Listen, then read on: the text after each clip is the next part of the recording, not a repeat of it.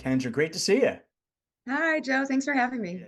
So, listen, I want to go over the sustainability software strategy, but before we get to that, I want to talk a little bit about you. Tell us a little bit about your role at IBM and your career path there. So currently I am the Vice President of our ESG and asset management products portfolio within IBM software, which really is made up of, four different product families, one around ESG reporting, one around environmental intelligence, and one around asset management and then facilities management. So a lot of those working together really kind of help drive our overall sustainability portfolio inside IBM. But I started out amazingly 25 years ago as a web developer in IBM, and it's been quite the journey. I worked on a lot of different teams throughout my career. IBM is amazing in that way. They have a lot of opportunities for you to grow and learn new things. So I've been in the automation space, robotic process automation, enterprise content management, some M&A stuff, and now I've been in software for about 10 years. So I really love it. Awesome. Well, your background made me smile because I interned at IBM years ago. And then I was looking at your background, between the web development things, the various content management areas. I've covered those areas for years, and it was just we've run a parallel career path. Although I've never managed anything at scale the way you have, I just blog about it and talk about it. So it's great to connect with you. Um, Tell us a little bit. I think you've been in this role for about a year now. Is that correct, or did I have that wrong? No, that's right. I had our asset and facilities management products prior to, and then I picked up the ESG part of the portfolio last year. Okay. All right. So when you picked it up, what exactly does that mean in terms of what you saw the priorities being? Or did you sort of get into that seat and listen a little bit to hear what customers and partners and your own team was saying? Oh, I mean, for sure. When they gave me the portfolio, I had to do a lot of my own personal learning. What is scope one, scope two, scope three, the regulations, and it's changing so frequently. I'm constantly having to keep up. But I did a lot of learning and listening. And then I really went and talked to customers because I needed to understand, where they were in their journey and what was tripping them up. And, how could I build a portfolio that would really help them, achieve the goals that they've already set. So when you're speaking with customers, are they are the conversations similar, or is it all over the map? Because ESG and sustainability can mean different things to different people in terms of company priorities. Yeah, it's really the customers. I think at this point in time, most everybody has sort of set their goal, right? They're going to be net zero by this date or that date. And they're in the process right now of really figuring out how do they operationalize those goals and what levers can they pull within their enterprises to get the biggest bang for their sustainability buck, if you will, right? And so, Mhm. we go in and we talk to customers and, find out where they are. And one of the biggest challenges that they have right now is getting their arms around all the data that Right. lives in so many different places, right? This database, that Excel spreadsheet on this guy's desk, right? It's everywhere. So you have to really do that before you can even start gleaning insights and making real change. Yep, yep. And those customer conversations, you mentioned sort of scope one, scope two, scope three, and net zero deadlines, things like that. Is that mainly a global 2000 conversation, or sort of the second half of my question is all these regulations coming out of Europe and some even coming or being developed in the United States because of scope three and the supply chain issues around that. Are the conversations extending beyond the global 2000 at this point, down into mid market, maybe even small business? I mean, we definitely enterprise is a huge focus for us, but we do work with mid market as well, and they definitely are, working on scope one, scope two, and scope three as well. And so we're really kind of trying to help them understand what they need to do. Scope three is a huge problem for everybody Mhm. right now, and a lot of companies, I think, are not sure where to get started. And that's one of the things that we help them with is, I mean, even if you're just going to use averages and spend-based calculations, you don't have the real data from your suppliers yet, which people are still trying to get, you can still, report on and at least internally get a level set on where you are from a scope three perspective by doing averages and spend-based calculations. And then you can start to reach out to your suppliers and ask them for real data so that you can continue to iterate on that. So, yeah. Got it. Okay.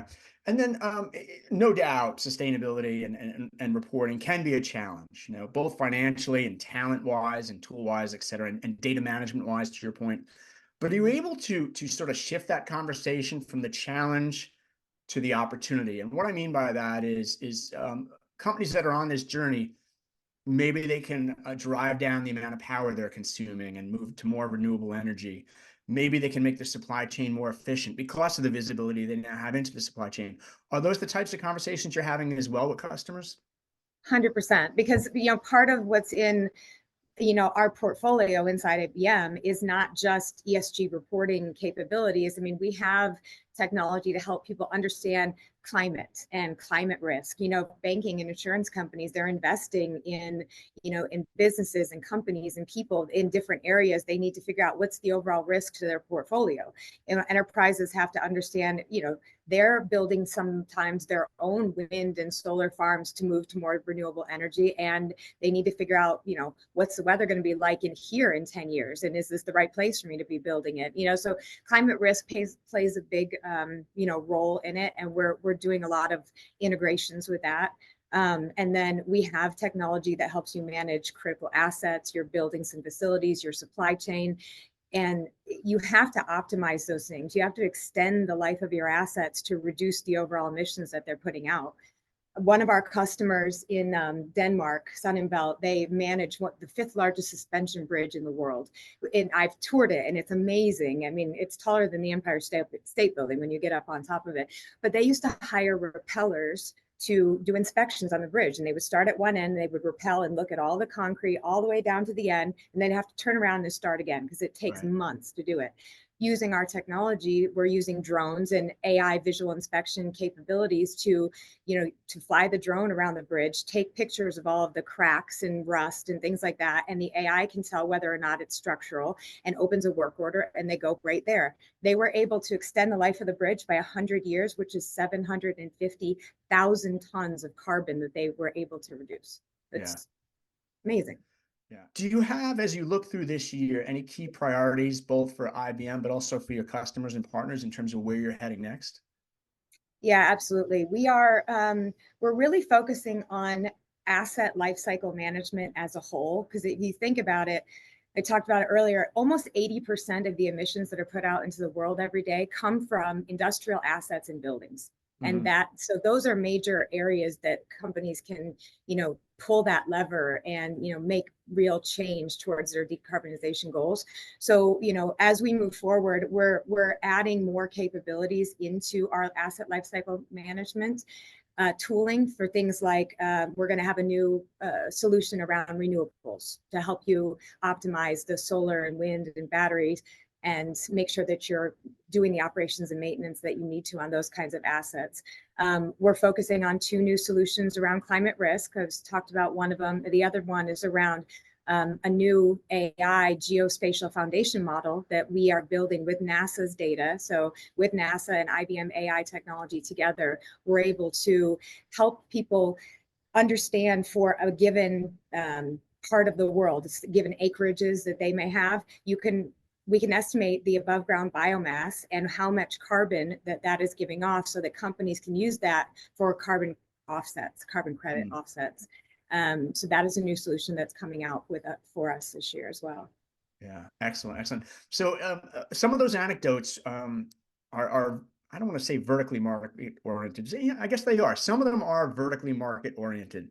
Are there certain verticals that you think are ahead here in terms of the sustainability, the march to net zero and sustainability strategies?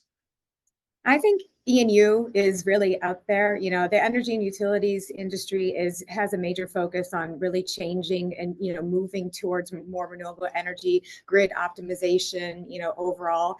Manufacturing industry is as well. They're using a lot of AI technology to kind of optimize the way that they're doing manufacturing and, reducing the overall footprint that they're putting out through the manufacturing process.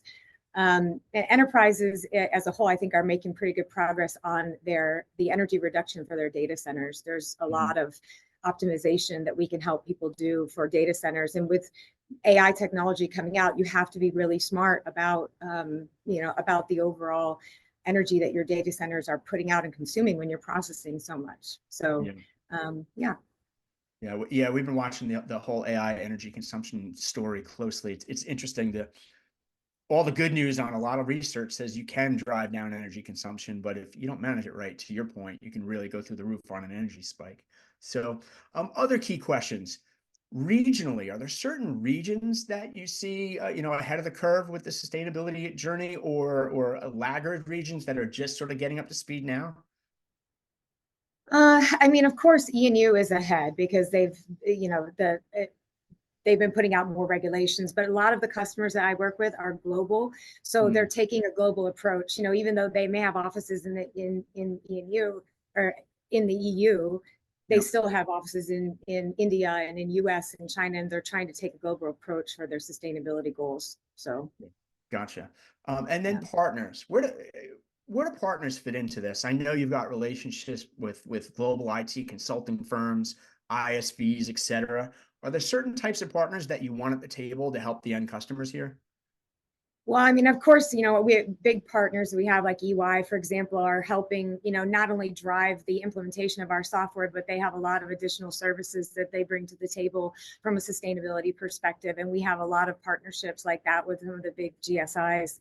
But we also, work with smaller implementation partners that we call they're not just implementation partners, but they're what we call build partners, because they have expertise in a specific vertical, maybe rail, for example. So they take our software, they build on additional capabilities that are in their wheelhouse, and take that joint solution to market, with us and themselves. And so, we really focus on implementation, build, and resell partners as our key. Got it. Okay. And then for smaller businesses, I know this is mainly an enterprise conversation that you and I are having, but those enterprises, they may need to report on scope 3 and their supply chains and smaller customers or suppliers in that supply chain. Is there any type of messaging or hand holding or any type of guidance you can offer to those big enterprises that have to engage all those small businesses, or to those small businesses who may be totally intimidated by this conversation? Yeah, I mean, one is you you need to read up on the regulations and understand what kind of data you have to start collecting. I mean, even as a small business, you're going to have to report, to those large enterprises that are going to start asking for this, and understanding what data you need to report on is going to be important. So I'd say definitely educate yourself on that, if you're in this space and that it's coming.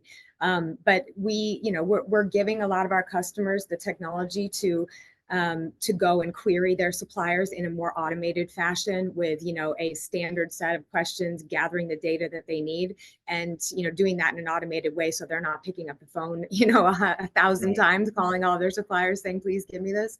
And we'll continue to optimize more in that space. Got it. Okay.